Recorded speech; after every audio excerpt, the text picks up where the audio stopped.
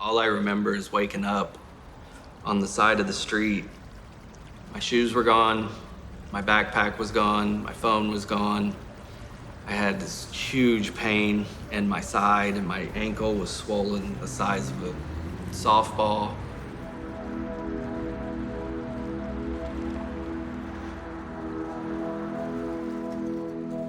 I remember my mom taking me by a radio station, and they actually let me come into the studio and like just seeing it. And I was like, this is it.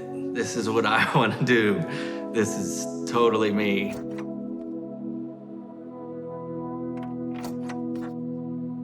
When I eventually got out of college, I had interned for Radio 1 downtown. They offered me a full-time job. My nickname was the Ambassador of Fun because if there was an event going on, I was there. I loved it, you know, like I was a promotions director.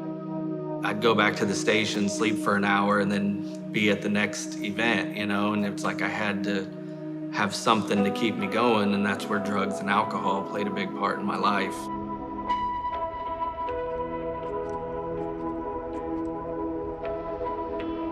I struggled with, you know, like, what am I gonna do career-wise? Like, I've had a family and now I'm alone.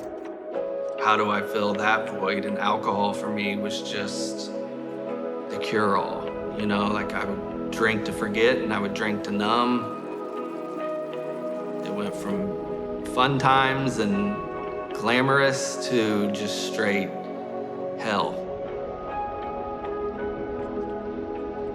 I was living with my grandpa at the time. I just remember waking up that morning like so sick and so shaky. I didn't know what rehab was. I didn't know that there was a cure, you know. There is no cure, but a way out.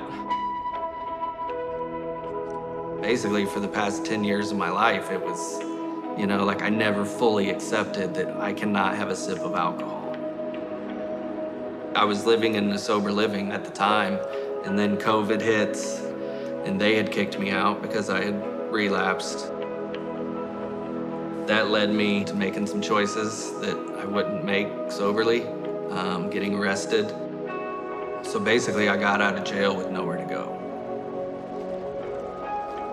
All I remember is waking up on the side of the street.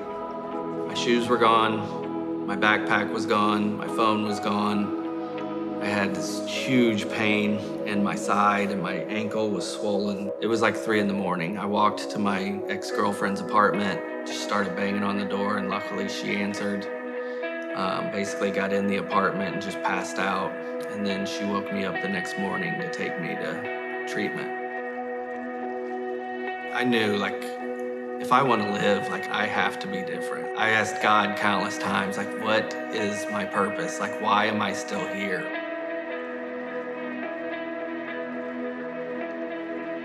I have a friend who actually comes to Traders Point, and he was my sponsor at the time, and the dude saved my life.